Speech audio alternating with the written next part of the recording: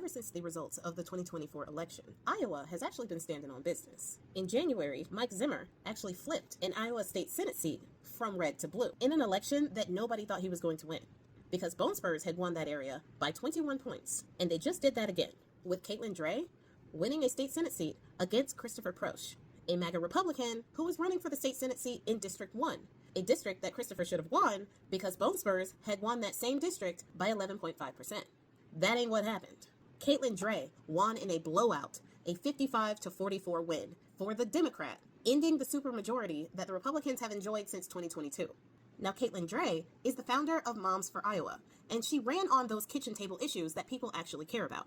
You know, funding for schools, access to healthcare, the toxic political climate, and how that's actually affecting people and the communities that should be coming together, as well as things like the pollution in the water. Those types of things that we can't seem to get to because of all of the other news that's going on. Childcare, housing, all of that stuff. Meanwhile, Christopher Prosch is running on bathrooms and other social issues that nobody cares about and is none of anybody else's business.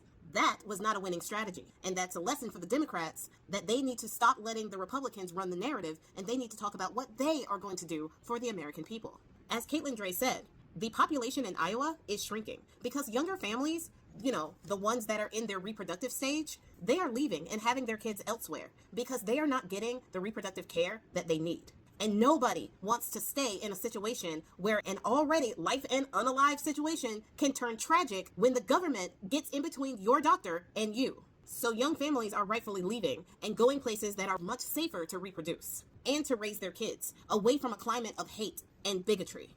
Now, The Guardian is speculating after this win that there is going to be a blue wave in 2026. But this isn't new. I did a video a while ago that the Republicans love to create their legislation under the assumption that the Democrats are going to take over.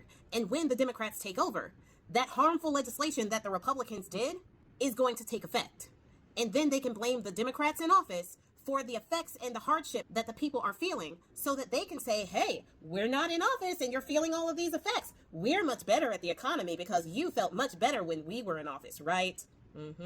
Problem is, the Republicans didn't give the Democrats enough time to really bring the economy back from C-19. They jumped the gun too early and retook the presidency before the economy had actually truly recovered. So now people are starting to feel the effects right now. And that is going to show in the 2026 election. So a lot of Republicans in places like Texas, like Missouri, who just announced that they are going to start making fairer maps, they can see the writing on the wall. So instead of actually doing what is best for the people, they are going to start just changing the way that the votes are counted so that they can usurp office anyway. They understand that at this point, they played too much of their hand. And if the Democrats take over in 2026, there is a big chance that a lot of the stuff that we are trying to get released, a lot of the files we are trying to get released, medical records, other inquiries, testimonies, and impeachment proceedings will be the entirety of the 2-year lame duck session that follows. Their trick of trying to get people to believe that the Democrats were worse on the economy worked when people were not paying attention.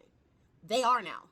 And if the impeachment proceedings go as planned, I believe if a president is impeached and convicted in the Senate, then he doesn't have immunity for those crimes in court afterwards. So everybody is talking about presidential immunity and how Bone Spurs has presidential immunity and nothing can happen to him no matter what he does. I don't believe that's true because even Bone Spurs lawyers argued that they have presidential immunity unless they are impeached and convicted. So if the Democrats take over the House and Senate, Bone Spurs can be impeached and convicted. And then so can J.D. Vance when he gets in office. The Republicans right now have painted themselves in such a corner that they literally have no way out but to try to cheat their way to the top and keep power as long as they can keep it. And Iowa Republican Joni Ernst kind of understands this, which is why she is jumping ship.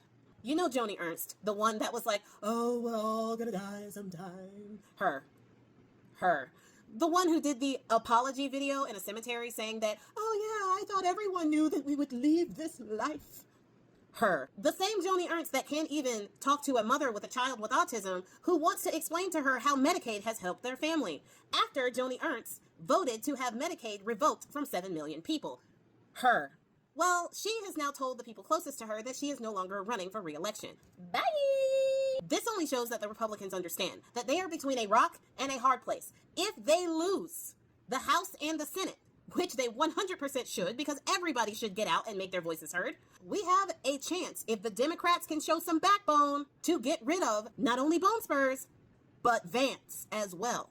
So the only way that they can push forward is if the governors come together and try to get their maps right before 2026.